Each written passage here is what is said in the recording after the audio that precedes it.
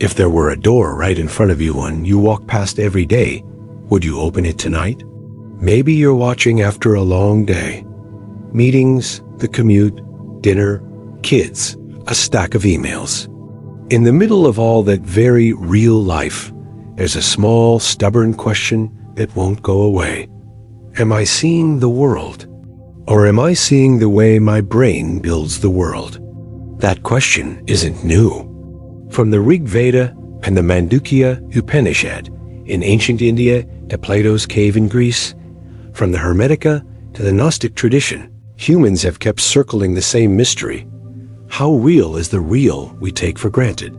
Today, neuroscience describes the brain as a prediction engine, constantly filling in the gaps so your experience feels smooth and meaningful. Try something simple. Look at your palm. Feel the warmth, the faint pulse, the soft buzz of being alive. Now ask, quietly, who is aware of this? No need to answer in words. Just notice the awareness that's already here. That's the door we're going to open together. Over the next 30 minutes, we'll all travel through a few mirrors, different civilizations, left behind to understand Maya not as an excuse to check out, but as a map for living with more lightness and clarity. You'll meet the rope and snake teaching of Advaita Vedanta, how a mistaken perception can feel terrifyingly real. You'll see the Buddhist wheel of samsara, the Egyptian principle of mat, weighing the heart against a feather, and the Popol Vuh of the Maya, where truth reveals itself through trials. Along the way, we'll notice how these motifs still show up in movies, marketing, and everyday choices, because they're baked into how we make meaning. We'll also talk about physics and the brain honestly and carefully. No hand-waving quantum says so. We'll look at what experiments actually show about measurement and observation, how the mind fills in blanks, and why understanding those mechanics can soften suffering before it snowballs. And then we'll face a hard, necessary question. If life is Maya, why do ethics and responsibility still matter? The answer may change the way you show up at work, in your relationships, and with yourself less defensive, more awake. By the end, you won't just have ideas. You'll have a 30-day practice map, a few minutes a day, no special gear, to help you walk differently with your own awareness, whether you're in a meeting on the freeway or making coffee at 6 a.m. If you're ready, let's begin where confusion is most common and most costly. What Maya actually is and what it ISNT. 1. The prison of perception, the interface we call reality. Think about how your day actually unfolds. You don't meet the world directly. You meet your brain's best guess about the world. It's like using a phone. You never touch the code or the circuitry underneath. You tap an icon, a clean little picture that stands in for something far more complex. That's an interface, a simplified, useful surface that lets you act quickly. Beneath it lies the substrate, the messy, humming depth you never see. Our perception works the same way. The brain compresses, edits, and predicts, so you can cross a street, read a face, or answer a text without freezing under the weight of raw data. Most days, that's a gift. But it also means you mistake the interface for the thing itself. There's a classic demonstration called change blindness. A stranger asks for directions. In the middle of the conversation, two people walk between you carrying a large object. The original stranger quietly swaps with someone else. Half the time, people don't notice. Same shirt color, similar posture. Your brain assumes continuity and keeps the story running. The app icon stays the same, so you click it and move on. Perception isn't a camera. It's a storyteller with a deadline. Ancient thinkers saw this long before lab studies gave it a name. Plato's cave imagines prisoners chained, so they only see shadows on a wall. To them, the shadows are reality, sharp enough to argue about, urgent enough to fear. Then one prisoner turns around and realizes there's firelight, puppets, and beyond the cave sunlight and open air. The point isn't that shadows are fake. It's that they're an interface, useful inside the cave, but not the whole of what is. On the other side of the world, Guangzi dreams he is a butterfly, effortless and bright. He wakes and wonders, was I Zhuangzi dreaming I was a butterfly? Or a butterfly dreaming I am Zhuangzi? The question isn't a riddle to solve. It is a gentle nudge. What you call real may be a mode your mind is currently running, an interface that swaps without warning. If that sounds abstract, bring it closer. Think of a time you wore a VR headset and felt a solid floor wobble, or your stomach lift on a digital roller coaster. Your body reacted to an interface pixels, sound cues, timing. In everyday life, the brain does a similar thing, layering meaning and expectation on top of the substrate so your experience feels stable and actionable. That's why illusions land so hard. The story feels true because it works well enough to keep you alive. Here's the part where many of us take a wrong turn. We hear illusion and translate it to meaningless. That's the nihilist trap. An interface isn't a lie, it's a tool. Dismissing it is like tossing your phone because it isn't a bundle of copper and silicon. What matters is knowing you're dealing with an interface, so you use it skillfully instead of letting it use you. A small practice right now. Notice one sensation in your body, the weight of your feet, the temperature of the air on your skin. Then notice one assumption your mind is making about a person, a task, a headline. Feel the difference between what's sensed and the story about it. You just peeked behind the icon. And if you've ever had the eerie feeling that life is dreamlike, that you both inside the scene and somehow watching it, that is not a mistake to be fixed. It's a clue. In one sense, you are the dreamer, the dream, and the one who realizes it is a dream. 3 perspectives the mind can hold when it loosens its grip on the interface. So let's keep going carefully. If reality as experienced is an interface, then what, exactly, is the operating system behind it? What do different traditions mean when they talk about Maya, and what common confusion makes us either worship the shadows or deny the sunlight? That's where we're heading next. What Maya is and isn't. 2. What Maya is and isn't. A map of 3 layers of reality. When people hear illusion, they often picture something cheap or fake, a magician's trick, a lie to be exposed. That's not what Maya means. In the classical sense, Maya is the power by which reality appears as a lived, meaningful world. It's the interface that makes experience possible, not a hoax meant to waste your time. To get precise, let's separate 3 terms that often get tangled. Maya, the display the way reality presents itself as forms, stories, and relationships. Advaita, misknowing the distortion that makes us take apart for the whole, the shadow for the sun. Lail, divine play the why of it all, the creative impulse to explore, learn, love, and become. Hold those 3 in mind as we lay out the classic map of experience. 3 layers that overlap like filters. Pratibhasika, the dreamlike layer. This is the realm of appearances that don't survive close inspection. Last night, streamed the rumor you believed for an hour the snake you saw in the yard that turned out to be a coiled hose. Real in impact while it lasts, but not enduring. Vavarika, the everyday layer. The practical world where bills are due, cars need gas, and your words carry consequences. It's the shared interface that lets a society function. Contracts, calendars, ethics, this is where they matter, deeply. Paramthika, the absolute. Not another object or a higher place, but the underlying fact of being the open, aware ground in which all experiences rise and fall. You don't see this the way you see a chair. You recognize it the way you recognize silence between notes. Now, where does confusion creep in? That's avadi when we mistake one layer for the whole picture. The mind grabs a fragment and says, this is all there is. Fear spikes, certainty hardens, compassion shrinks. The ancients taught this with stories sharp enough to cut through habit. In the Indian tradition, Wakara gives us the rope and snake. A traveler sees a snake in the dusk and panics, heart pounding, body tensing, mind racing. A lantern reveals a rope. The fear was real at the pratipsika level. The object was misperceived. The lesson isn't nothing matters. It's look again with more light. In Egypt, the principle of mat, truth, balance, order was pictured as a feather on a scale.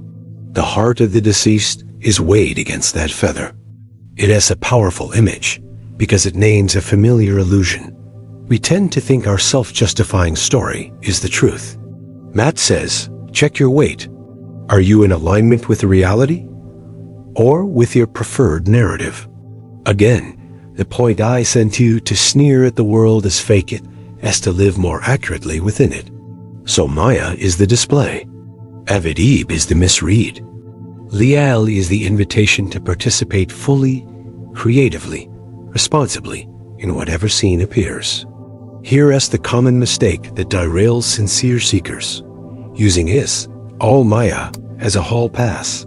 Bills go unpaid, apologies are avoided, boundaries get ignored, because it's just a game. That's not wisdom. That's spiritual bypassing. In this map, wisdom looks like this. Honor Vyavarika while remembering Paramthika. You keep your promises, you show up on time, you tell the truth, and you don't forget that beneath the interface, the same aware life pulses in everyone you meet. A small practice to make this real. The next time you feel triggered, pause and ask 3 questions. Layer check. Which layer am I in right now? A vivid story? A practical choice? A deep presence? Light check. What am I assuming that might be wrong? Is this a rope or a snake? Play check. What would compassionate participation look like here? How does Lael want to move through me? You'll notice something subtle but life-changing. When you stop collapsing the map into one layer, options appear. You can handle the email via Varika without feeding the panic narrative Pratibsika, all while resting in a wider, steadier awareness. Hermetica. That's not escapism. That's skillful living. And this raises a natural next question. If reality shows up in layers, what about us? Do we also show up in layers? Waking, dreaming, deep sleep? And is there a way to recognize the background awareness that doesn't come and go with any of them? That is where we re-headed now. A tour through the Mandukya Upanishad and the 4 states of consciousness, so you can not only think about the map, but feel how it moves in your own experience. 3. The 4 states, Mandukya, the doorway to Turiya. If reality shows up in layers, we do too. The Mandukya Upanishad, a tiny text with a huge reach, offers a simple, elegant map of experience. It says the self appears in 4 states: waking, dreaming, deep sleep, and a 4th that isn't a state at all. First, the familiar 3. Waking. You're on a Zoom call, coffee in hand, juggling tasks. Sights, sounds, deadlines, the world feels solid and shared. The Mandukya calls this the outward-facing mode, dreaming. Later, your mind recombines the day into a private movie. The boss has your high school voice. The kitchen is somehow an airport. Rules loosen, symbols take over. It's vivid, but not shareable. Deep sleep. The lights go out. No story, no images, no to-do list. When the alarm rings, you say, I slept so well. Something was present enough to register the absence of content. So what's the 4th? The text calls it Turiya, literally, the 4th. It isn't another scene. It's the screen. Not a high, mystical trance, but the quiet, aware presence that's there in waking, in dreaming, and even as the felt rest of deep sleep. Turiya is less like a fireworks show, and more like the sky unchanged, whether clouds roll through or not. You can taste this in ordinary life. You're answering emails and notice, wow, my chest is tight. In that second, there's not just stress. There's knowing of stress. That knowing doesn't clench. It doesn't hurry. It simply illuminates what's happening. That glimpse is the flavor of Turiya. A classic practice makes the glimpse steadier. Ramana Maharshi framed it as a gentle question. Who is aware of this? Not to get a clever answer, but to pivot attention from the content to the awareness of the content. Try it for one breath in a checkout line, between meetings, at a red light. Notice sensation, thought, or sound, then feel the knowing that includes it. That's awareness of awareness, and it's trainable. Ancient images help us hold the idea. From the Indian imagination comes Indra's net, a cosmic web with a jewel at every node, each one reflecting all the others. It hints that every moment shines with everything else, and the light that makes the reflections possible is not separate from what's reflected. In another tradition, Jewish mystics speak of Ein Sof, the ungraspable source, and describe four worlds: Etzilut, Beriah, Yetzirah, Asaya layers of manifestation from subtle to concrete. Different languages, same intuition. Appearances come in tiers, and there is a luminous ground that doesn't appear as a thing among things. Here's where many seekers get stuck. They start chasing special experiences, visions, tingles, dramatic peace, as proof they've found Turiya.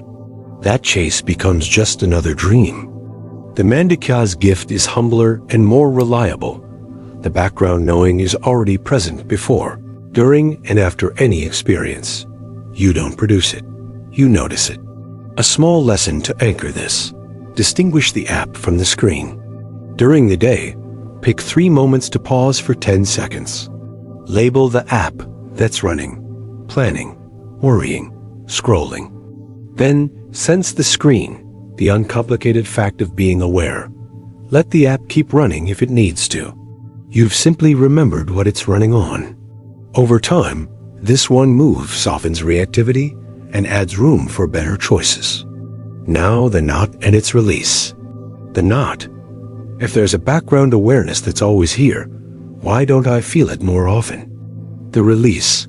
Because you've been looking for a feeling rather than resting as the capacity in which all feelings appear.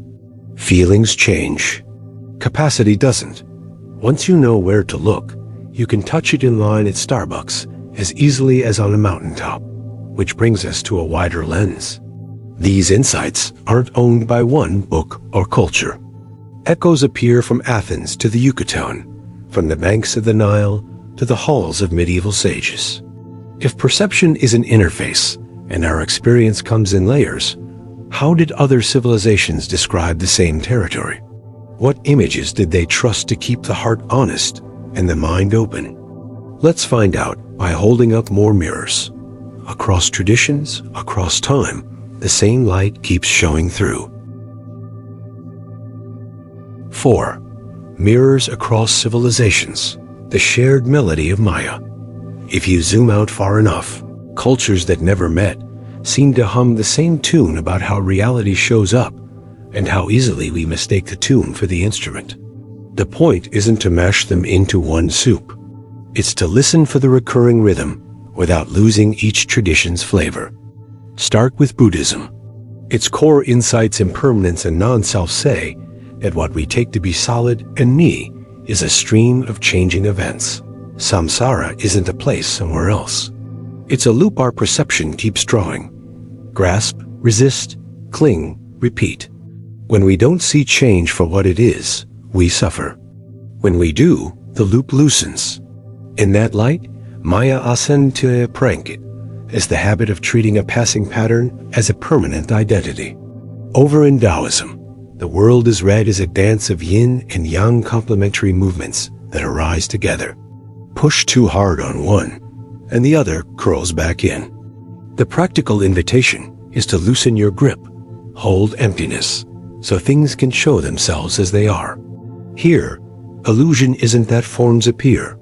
It's the rigidity with which we demand they stay one way. The art is responsiveness moving with the current rather than against it. In Gnostic Christianity, the critique cuts at a different angle. It speaks of a demiurge, a limited maker who mistakes his blueprint for ultimate truth, and of a divine spark within humans that remembers a greater light. Liberation comes not by better rule following, but by gnosis, direct knowing of the source beyond the copy. However you take the myth, its warning is modern.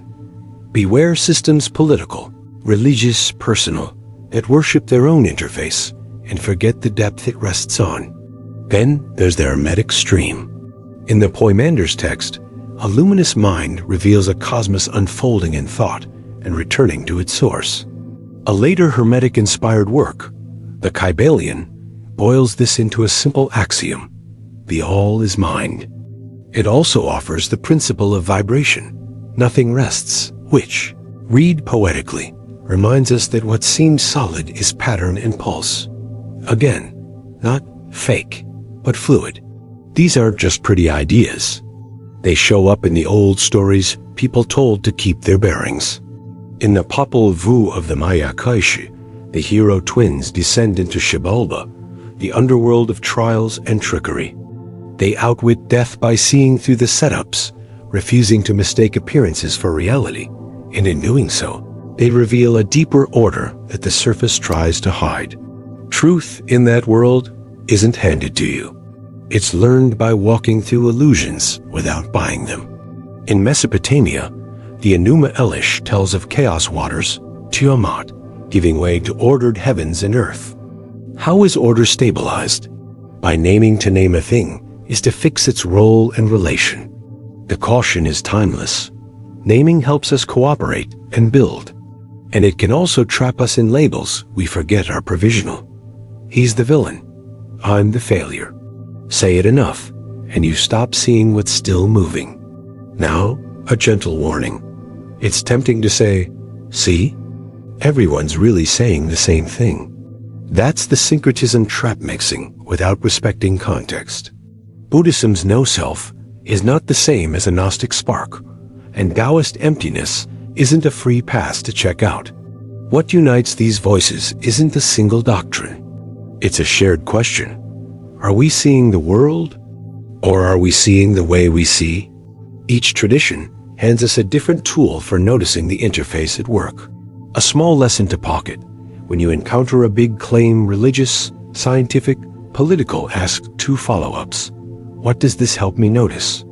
New pattern, new blindness, new option. Where could this be misused? To control, to excuse, to oversimplify. That 2-step keeps the heart open and the mind honest. And because we live now, not in ancient courts or caves, the next honest step is to ask, what does modern science actually say about observation, measurement, and the stories our minds create?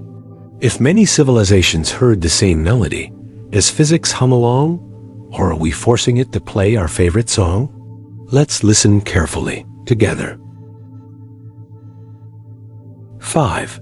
Physics carefully, the observer and the many interpretations. Let's be honest, the word quantum, it's thrown around like glitter. It sticks to everything, and after a while, you can't tell what's actually shining. This chapter is about brushing off the extra sparkle and keeping what's true and truly astonishing. Start with the famous double-slit setup. Send single electrons or photons toward a barrier with 2 narrow openings. If you don't gather any which path information, you get an interference pattern on the screen waves behaving like waves. If your apparatus is arranged to record which slit each particle goes through, the interference fades and you get 2 clumps particles behaving like particles. The key is subtle but crucial.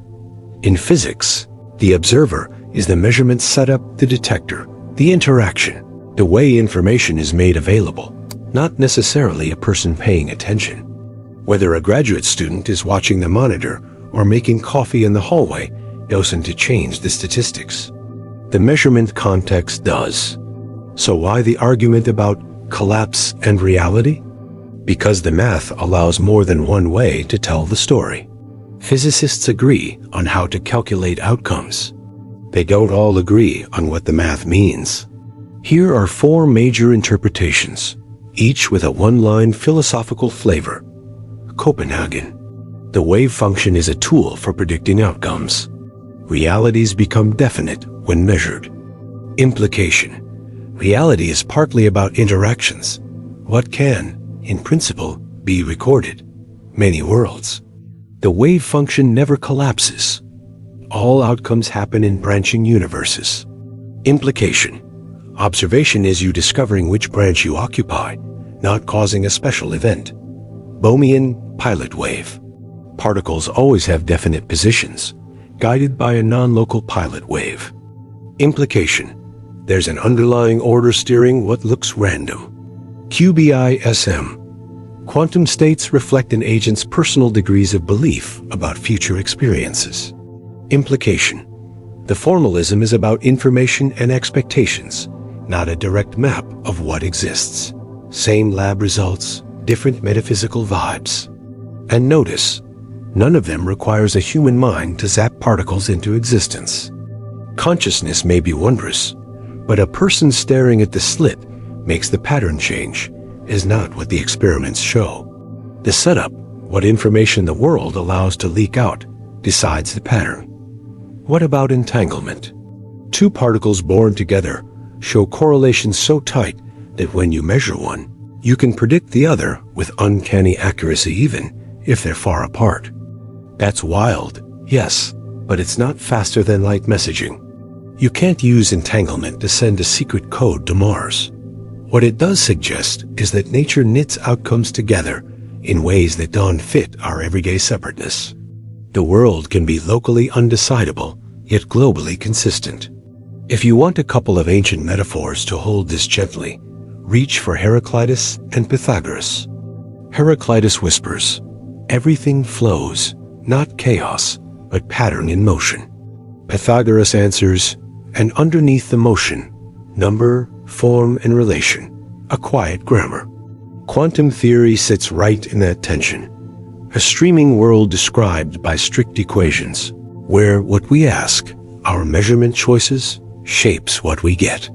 Let's clear two common mistakes before they sink the boat. 1. Consciousness collapses the wave function. As a blanket claim, that's too thick. Some interpretations leave room for consciousness. Others explain the same data without it. Don't smuggle metaphysics in as if it were lab fact. 2. Quantum proves my favorite belief. If you've ever heard quantum underscore, used to bless every healing, habit, or hustle pause. The theory is precise. It doesn't equal mysterious, therefore anything. A small, practical lesson you can use outside the lab. Name your measurement. In any debate or in your own head ask, what counts as evidence here? What outcomes am I even set up to detect? Half of our arguments boil down to mismatched detectors. One person is measuring usefulness, the other purity. One is tracking intent, the other impact. Agree on the setup, and the interference clears. Here's the opening and the tie-off. Opening. Modern physics doesn't settle the deepest questions, but it widens them in beautiful ways. It invites us to think in terms of information, relations, and context, and to admit that how we engage the world affects what shows up. Tie off. That insight isn't just out there in particle beams. It's in here, in the way our own minds build experience second by second. So let's turn the lens inward. If the lab shows us that setups shape results, what are the setups inside a human brain? How do perception, bias, and story generate the interface we live in, and what patterns run deeper than our personal tailies? Next up, the psyche's hologram, brain, illusions, and archetypes. 6. The psyche's hologram, brain, illusions, and archetypes. Here's a quiet truth that explains a lot of our stuck places. Your brain isn't a camera. It's a prediction engine. It is constantly guessing what the next frame should be, and then crunching the difference between guess and reality. Most days, that is a lifesaver. You don't have to relearn how to read a face or change lanes on the freeway. But it also means you reliving inside a very convincing hologram. Your nervous system is updating on the fly. A couple of simple demos make this real. In the rubber hand illusion, a fake hand is placed in front of you while your real hand is hidden. Someone strokes both hands in sync. Within a minute, many people feel the fake hand as theirs. Ownership, something we swear, is solid, turns out to be a best guess model. Or take inattentional blindness. Focus hard on counting passes in a basketball video, and you can miss a person in a gorilla suit strolling right through the scene. Attention is a spotlight. What it doesn't light up may as well not exist. So when we talk about Maya, this is one bridge to everyday life in America. School runs, Target aisles, Slack pings. You and I are navigating with a brain that edits, predicts, and fills in blanks. That's not a flaw. It's the interface doing its job. Trouble starts when we forget it's an interface and treat our first take as absolute. Now, deeper down than habits and headlines, there's the terrain Carl Jung charted, the collective unconscious, a shared library of patterns he called archetypes. These aren't characters you have to believe in. They're recurring forms of experience that show up in dreams, myths, and movies because they're baked into how humans make meaning. 4 are especially helpful. The hero, the part of you that leaves the familiar, does hard things, and brings something home. Think Odysseus. He's not just traveling. He's remembering who he is through storms, temptations, and detours. In modern drag, that's the student returning to school at 40, the nurse showing up for one more night shift, the parent choosing patience at 3 a.m., the shadow, everything you don't want to be, can't stand to see, or try to exile. Ignore it, and it leaks out sideways. Admit it, and it becomes fuel. The shadow isn't evil. It's energy you haven't integrated. The wise old man, woman, the voice that trades comfort for clarity. In Norse myth, Odin gives up an eye for wisdom. In pop culture, that's Yoda, Morpheus, or the no-nonsense aunt who loves you enough to tell you the truth. The self, not the everyday ego, but the deeper center and circumference that wants wholeness. When you taste a calm that doesn't depend on circumstances, you've brushed the self. Seen this way, our lives are less like random chaos and more like a play with motifs. We keep meeting the same patterns, different costumes, same lesson, until we learn to dance with them. 2 cautions, because this is where people veer off. 1. Don't confuse ego with awareness. The ego is the character necessary, useful, sometimes dramatic. Awareness is the stage, quiet, steady, already okay. When you mistake one for the other, every plot twist feels life or death. 2. Don't mythologize yourself. Archetypes are to be recognized, not worshipped. I'm the chosen one is just the ego putting on a cape. The healthier move is humbler. Ah, the hero is active in me right now. How do I carry that responsibly? A small practice to make this practical. Name the app, sense the screen. When emotion spikes, whisper a label. Shadow, hero, protector, and then feel one raw sensation, warmth in the face, tightness in the chest, buzz in the hands. This toggles you from story to sensing, which cools the prediction engine and widens your options. 3-question check-in. What am I predicting will happen? What evidence am I ignoring? What would the wise part of me counsel if it didn't need to be liked? Notice what happens when you do this.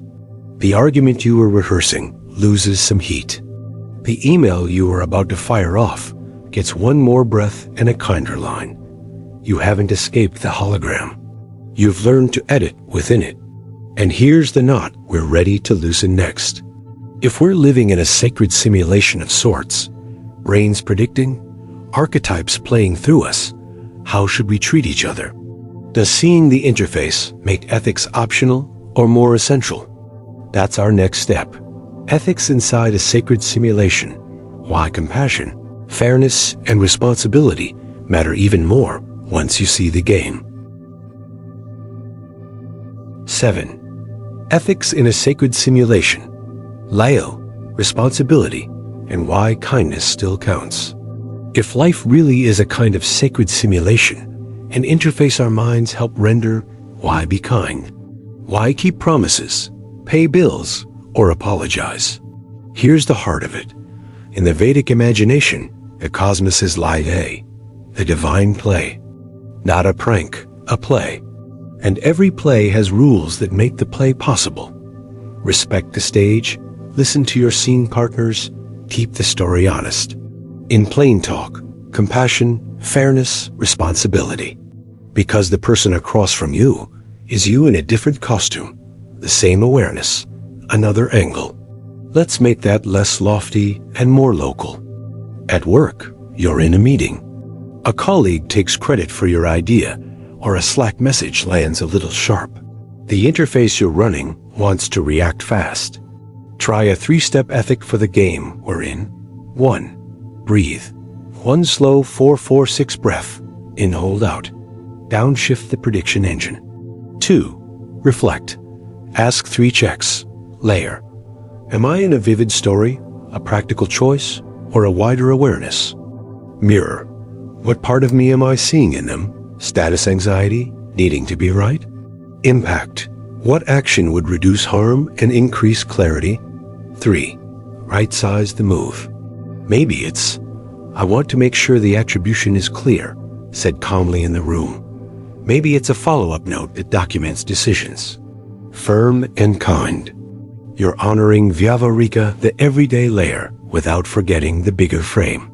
At home, in a multi-generational, multicultural family, small frictions can carry big histories. How a name is pronounced, whose holidays get the day off. What counts is respect.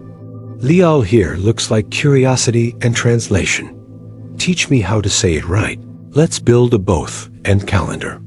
Here's a boundary, and here's why it matters to me. You're not bypassing emotion. You're giving it a safe channel. The other gets to stay a person, not a projection. Online, the algorithm profits from your outrage. It nudges you to mistake heat for light. A simple ethic: delay, verify, humanize. Delay posting by 5 minutes. Verify with 1 extra source. Humanize by asking, would I say this in this tone to a neighbor's face? If the answer's no, you just found an illusion worth not feeding. Ancient images back this up. In Egypt, they pictured math, truth, balance, order as a feather on a scale. Your heart is weighed against it. The insight still stings. Righteousness can feel light in your head and heavy in the world. Living closer to truth makes the heart light, less self-justifying story, more alignment with what is. In the Chinese traditions, Ren Yi Li, humaneness, righteousness, right form, and Wu Wei, effortless action, don't mean passivity. They mean moving with reality so your effort goes where it counts. It's ethics as Aikido responsive, not rigid. Now a necessary guardrail. Spiritual bypassing is when it all Maya becomes a hall pass. You ghost obligations, minimize harm, or dismiss someone's pain as just your story. That isn't wisdom. That's avoidance in a robe. Seeing the interface should make you more careful with people, not less, because you recognize how fragile and improvisational our maps are. A small practice to carry into the week. Pause in place. In a charged moment, say inwardly, place the scene in Laili. Feel how that widens the frame. Name 1 value: compassion, fairness, honesty. Pick 1 on the spot. 1-step repair. Ask, what's the smallest courageous step that honors that value within 24 hours? Then do just that. No grand gestures, just a clean move in the right direction. Notice what happens. Issues don't vanish, but they right size. You become less fascinated with being right and more committed to being true to yourself, to the relationship, to the moment. Paradoxically, seeing Maya doesn't thin out ethics. It thickens your capacity to love and to act wisely. The game gets kinder because you remember you're playing it together. And if ethics is how we treat each other inside the play, then transformation is how we update ourselves to play better. How do we dissolve old reflexes and crystallize new responses without waiting for a lightning bolt of enlightenment? That's our next move. The alchemist's path, solve coagula in everyday life. 8. The alchemist's path, solve coagula in everyday life. Most of us wait for a thunderbolt, one perfect retreat, one breakthrough conversation, one mountaintop moment that fixes everything. That's the trap. Real transformation is alchemy done at room temperature. Small, repeatable moves that, over time, change the metal of your days. The old Hermetic motto was solve et coagula dissolve what's rigid, then rebind it in a wiser form. In the Poimanders, the seeker awakens in nous, a clear knowing that reorganizes life from the inside out. In the Kashmai Shaivite view, Bhaiwakti isn't a mistake. It's the creative power that makes forms appear. Our work isn't to smash the forms. It's to refine how they move through us. Here's a simple inner rite you can carry anywhere commute. Kitchen, conference room. 1. Observe. Catch the spark. Tight chest, faster breath. 2. Name. Give it one honest word. Fear, anger, protecting. Naming cools the fuse. 3. Allow. 10 seconds of permission. This is here. No fixing yet. Let the wave crest. 4. Choose. Ask, what's one proportionate response that serves truth and care? Then do just that. That's alchemy on contact. Solve is the softening that happens when you observe, name, allow. Coagula is the new pattern you choose and repeat until it holds. Make it practical with a 1% daily habit tiny enough to do on your worst day. Email heat. Before reply all, type the draft, set a 5-minute timer, breathe 4-4-6, reread once, remove one jab, add one clear ask. Family friction. When voices rise, put one hand on the counter, feel its coolness for 3 breaths. Then say one true thing without blame. I want us to solve this without yelling. Self-criticism loop. When the old tape plays, I blew it. Label it the critic. Write one line of evidence for, one against, and one next step you'll take in 24 hours. Think of each as a microsolve et coagula. Loosen the reflex, set the replacement. No fireworks, just new wiring laid where old tracks used to run. 2 images to keep you steady. The alchemist's flask. Heat applied gently and consistently, not once, not violently. That's your attention. The yogi's seat. In the Vedic Shaivite spirit, yoga isn't a pose, it's inner witnessing.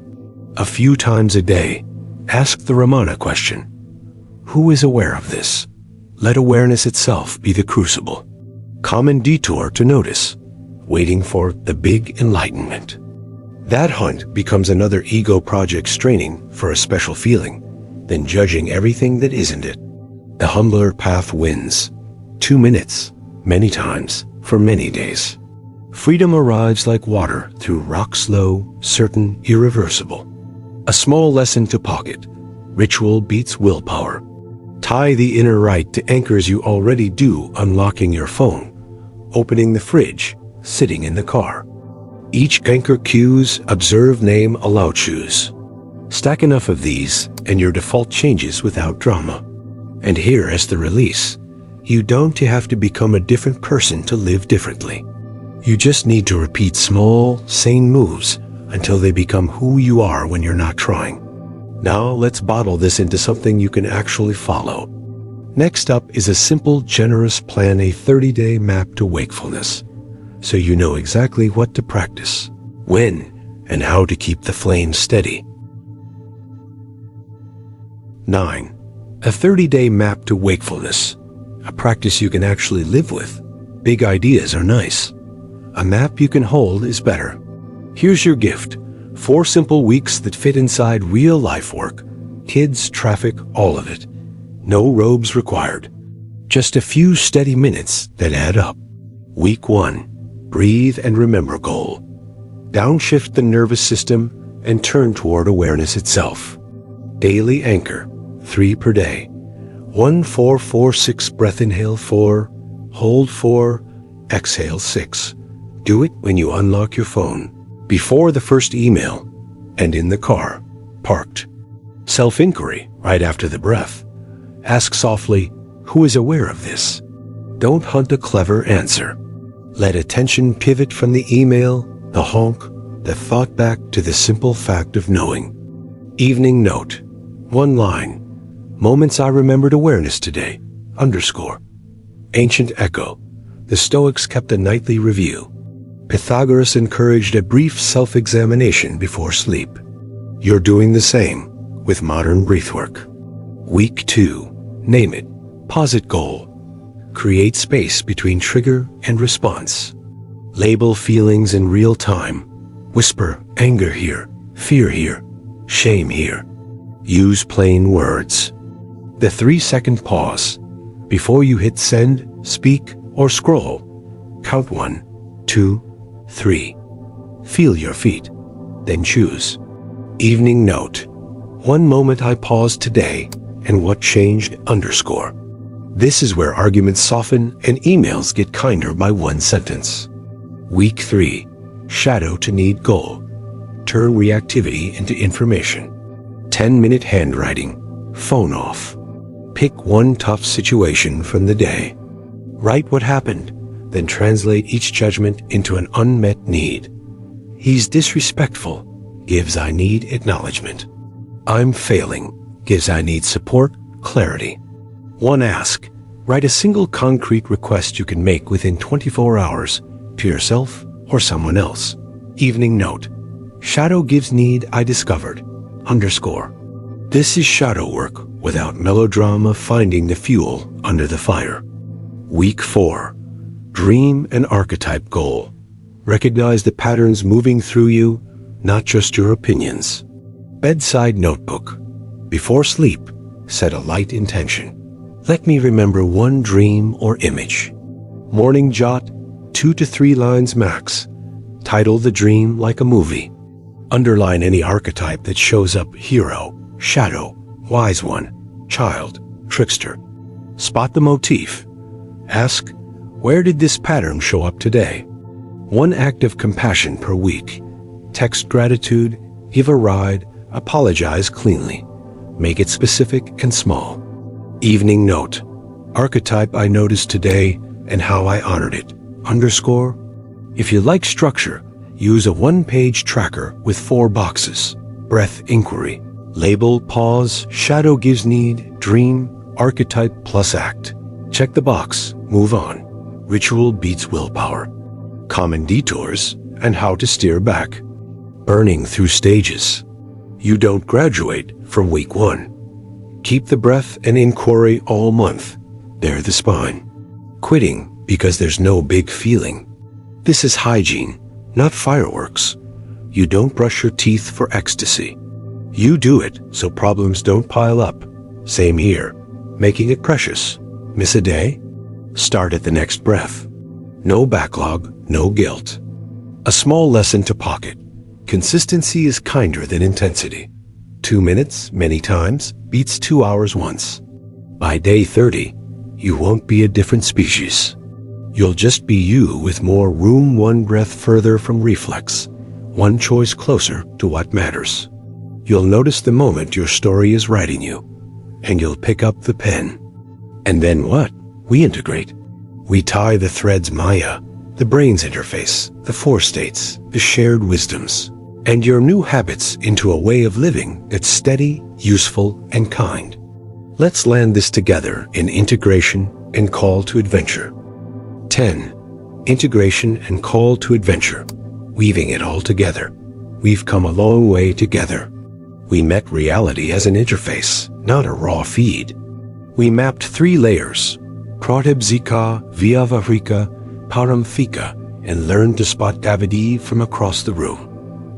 We tasted Turiya, the quiet screen behind every scene.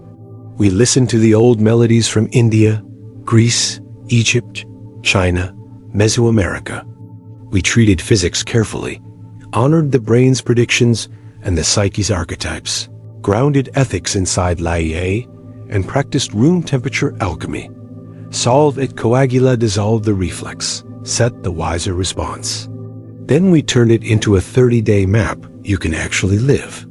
Here's the heart thread that ties it all. Maya isn't a hopeless prison. It's the mechanism of display. It's how the one shows up as many, so we can learn, love, and grow. The task isn't to sneer at the show. It's to play well clearer, kinder, truer. So what does playing well look like on an ordinary American Tuesday? Relationships. Your partner snaps. Your teen rolls their eyes. A friend goes silent. Old stories rush in. This is where the practice lives. 1, 4, 4, 6 breath. A quick layer check. Story, choice, or awareness. Translate shadow gives need. I need respect space reassurance.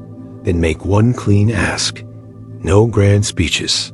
Just a small, honest move that repairs instead of repeats. Health. Stress sits on your chest like a brick. The fix isn't mystical. It's rhythmic. 3 moments a day to feel the soles of your feet. 1 minute of slow breathing before lunch. 5 lines in a notebook at night.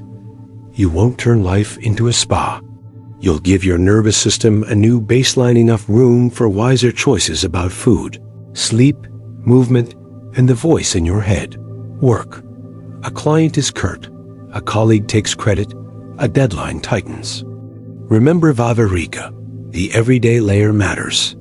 Document decisions. Calibrate tone. Ask for attribution firm and kind. Bring paramthika in by how you see the person across from you. Not as an enemy to beat, but as consciousness in a different costume. Results improve when respect leads. Underneath all of this is a quiet, ancient reminder from Zen. Before enlightenment, chop wood, carry water. After enlightenment, chop wood, carry water. Same chores. New way of being with them. The sacred isn't hiding in the mountaintop. It's in the sink, the inbox, the crosswalk, whenever you remember to look. I promised a gift before any invitation, so here it is. A short chapter sampler, The All is Mind, with a 10-minute exercise you can do today. It's gentle, practical, and free. Use it, share it, make it yours. If it serves you and you want to go deeper, you'll find the full book and course linked after. No pressure. Value first, always. A small lesson to pocket as we close. Direction beats drama. 1 tiny action taken now. 3 slow breaths before you speak. 1 kind message you actually send. 1 honest ask changes the vector of the whole game more than any perfect plan you never start. So here's your doorway. Again, right where you are. Take a breath. Feel the ground under your feet. Ask, who is aware of this? Then pick 1 thing from your 30-day map and do it today. Nurse on night shift, mechanic under a hood, coder in a sprint, teacher between classes. Whoever you are, wherever you are, pause for 3 seconds and let awareness lead. The door is open. Step through, not someday now.